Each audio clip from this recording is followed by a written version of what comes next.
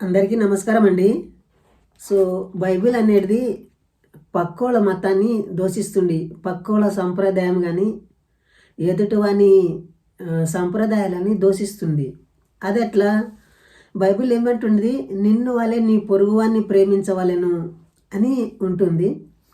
మళ్ళీ ఏమంటుందంటే పక్కోళ్ళ మతాన్ని దూషిస్తుంది. అదంతా తప్పు, రాళ్ళు రప్పలు, నేను చెప్పేది ఒక్కటే కరెక్ట్ ఉంటుంది అని చెప్తుంది. మరి ఇది ఎంతవరకు కరెక్ట్? సో ఈరోజు నేను కొన్ని వచనాలు మీ ముందు పెడుతున్నా. సత్యమేంటో అసత్యమేంటో మీరు గుర్తించగలరనే ఉద్దేశంతో ఈ వీడియో చేస్తున్నాను. చూడండి, క్రైస్తవులు తండ్రి, కుమార, పరిశుద్ధాత్మ త్రియేక దేవుడని నమ్ముతుంటారు. ఓకే, ఈ త్రియేక దేవుడి లక్షణాలు, తండ్రి గుణం ఎలాంటిదో, కుమారుని గుణం ఎలాంటిదో, పరిశుద్ధాత్మ గుణం ఎలాంటిదో ఈరోజు మీ ముందు పెడుతున్నా. ఇవి నిజానికి ఒక సాటి మానవుని ఎలా నడిపిస్తాయంటే, ఒక మానవుని పట్ల మానవునికే శత్రుత్వం కలుగజేస్తాయి. ఏమంటాయంటే పక్కోడు మతంని ఎప్పుడు కించపరిచి చూస్తూ ఉంటాయి.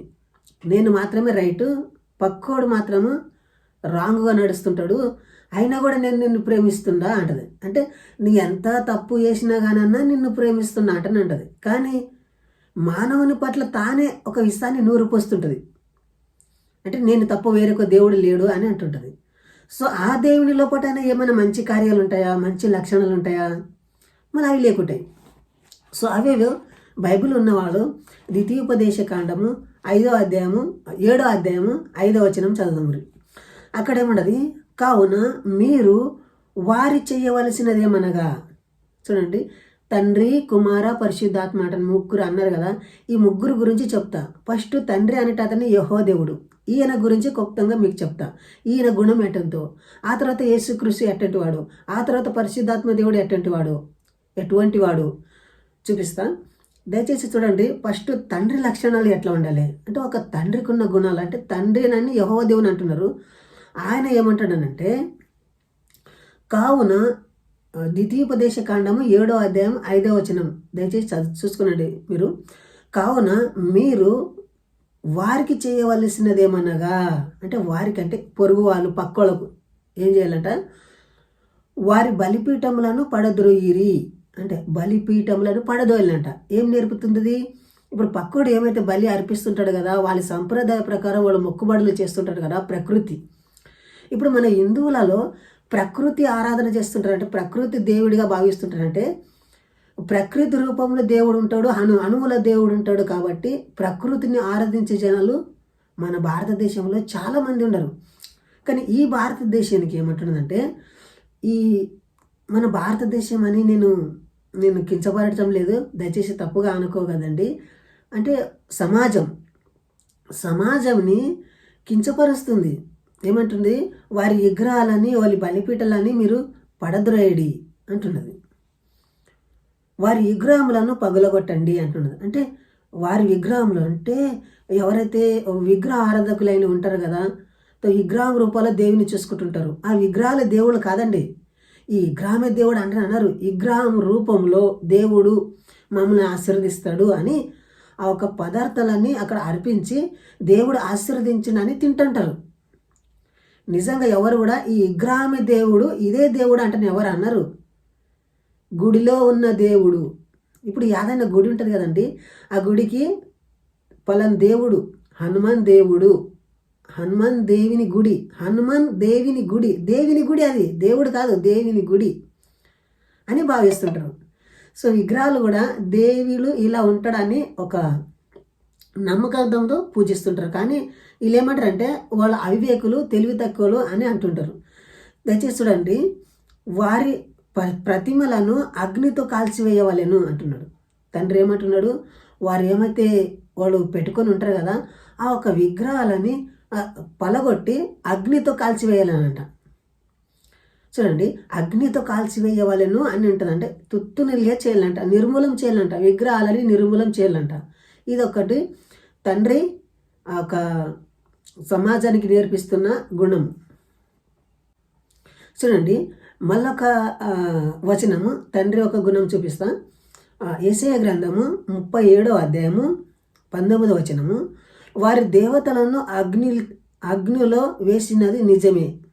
అంటే అక్కడ ద్వితీయోపదేశకాండము 5వ అధ్యాయము 7వ అధ్యాయం 5వ వచనంలో ఏం చెప్పాను నేను, వారి విగ్రహాలను అగ్నితో కాల్చేసిండ్రు. ఇక్కడేమంటున్నంటే వారి దేవతలను అగ్నిలో వేసినది నిజమే చెప్తున్నాడు. అంటే కొన్ని జనాలు ఆయనని అడుగుతున్నారు, ఎందుకు అగ్నిలో వేసిరి, ఆ విగ్రహాలని ఎందుకు పగలగొట్టిరి అని ఒక రీజన్ అడుగుతున్నారు. ఎవరికి?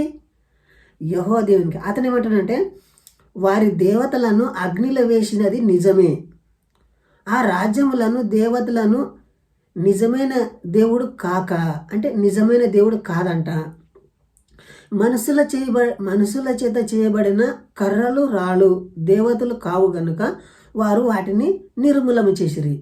అంటే మనుషులతో చేసినది కర్రలు రాళ్ళు అవి దేవుళ్ళు కాదు గనుక వాటిని నిర్మూలన చేపించిన అంటాడు. ఏమంటాడు? అయ్యా నువ్వు ఎందుకు నిర్మూలన చేసినావు అంటే అవి దేవుళ్ళు కాదు అంటున్నాడు. అంటే తాను మాత్రమే దేవుడు అంట. సో ఆయన ఎటువంటి దేవుడు? ఒక సమాజాన్ని ఎవరి సంప్రదాయం వాళ్ళదే. ఇదే ఈసాన్ని పక్కోడి మీద రుద్దుతున్నారు. పక్కోడు చేసినదంతా తప్పు, నేను తప్ప వేరొక దేవుడు లేదు కాబట్టి అవన్నీ నిర్మూలం చేయరి అని తండ్రి ఒక గుణం చూస్తున్నాం. ఇప్పుడు మొత్తానికి తెలుసుకున్నాం కదా. తండ్రి ఒక గుణం ఏమిటంటే విగ్రహ ఆరాధన చేయరాదు, హిందూ దేవుళ్ళకు మొక్కరాదు, నాకు మాత్రం మొక్కలని ఒక పట్టు కలిగి ఉంటాడు ఆయన. సో మళ్ళీ యేసుక్రీస్తు గురించి తెలుసుకుందాం. ఈయన ఎట్లాంటి వాడు అంటే జనాలకు ఒక ట్రాన్స్ నింపిండు. ట్రాన్స్ అంటే ఒక నమ్మకం నింపిండు. ఇదిగో నేను వస్తున్నాను అంటాడు. ఎట్లా? దొంగలాగా వస్తున్నాను నేను. మునుపు రాజలాగా పుడతానని చెప్పి రాజగృహంలో పుట్టకుండా ఒక పశువుల తొట్టిలో పుట్టిండు ఆయన. పశువుల తొట్టిలో వేశారు. అంత దీనంగా ఆయన పుట్టాడు. ఈ రెండవసారి వచ్చేటప్పుడు దొంగలాగా వస్తాడంట. అది కూడా ఎట్లా అంటున్నాడంటే మత్తయి సువార్త 16వ అధ్యాయము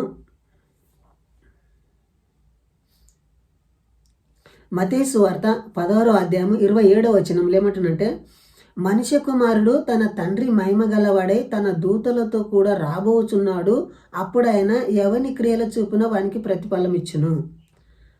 అంటే ఈయన కూడా ఒక తీర్పరి చెప్తున్నాడు. ఇక్కడ తండ్రి ఎలా విగ్రహాలను ధ్వంసం చేయమన్నాడో ఇతను ఏమంటున్నాడంటే వాళ్ళ క్రియల చూపున వాళ్ళకి ప్రతిఫలం ఇచ్చినంట. అదేంటిది? నేను వస్తున్నానని చెప్పిండు.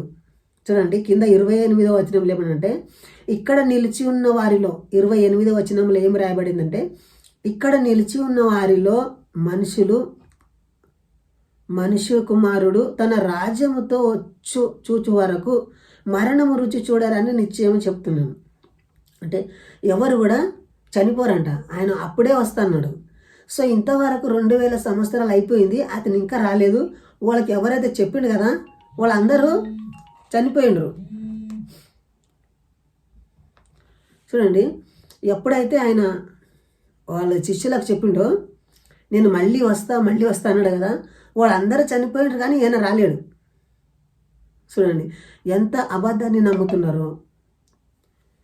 మళ్ళీ ఇప్పుడు తండ్రి గుణం ఏం చెప్పిండంటే ఒక అబద్ధాన్ని కుమారుని ఏం తెలుసుకున్నాం మనము, ఒక అబద్ధాన్ని నమ్మించుండు. నేను వస్తా అని జనాలు ఇప్పుడు ప్రార్థన చేసుకుంటూ ఉన్నారు, ఆయన రాడు. ప్రపంచం ఇప్పుడు ఇక్కడ నిల్చుకున్న వారిలో అందరూ చనిపోతారు కానీ ఆయన రాడు. ఇది వాస్తవం. చూడండి మళ్ళీ పరిశుద్ధాత్మ దేవుడు చేసిన కార్యం ఎట్లుంటుందంటే చూడండి ఆయన ఏమంటున్నాడంటే ఈ శిష్యులు రాసిండ్రు. ఇప్పుడు తండ్రి చెప్పిన మాట విన్నాము, కుమారుడు చెప్పిన మాట విన్నాము, శిష్యుడు చెప్పిన మాట వింటాం. అతను ఏమన్నాడంటే యాకోబు రాసిన పత్రిక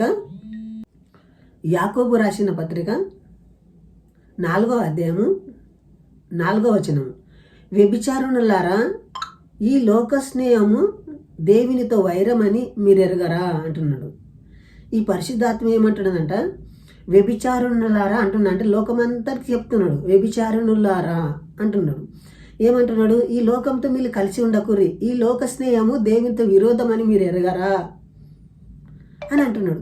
ఇది కూడా సమాజానికి మనం దూరమైన మాటలే. సో దయచేసి ఆలోచించండి. సమాజానికి దూరం చేయడమే వాళ్ళకొక పాయింట్, వాళ్ళొక లక్ష్యం, వాళ్ళకొక రాజ్యం ఉండదని నమ్ముతుంటారు, వాళ్ళకొక దేశం ఉండదని నమ్ముతుంటారు. సో కాబట్టి ఈ లోకంలో అందరితోటో శత్రువులుగా, అందరికి చెడ్డగా, అందరికి వ్యతిరేకాలుగా తయారవుతుంటారు.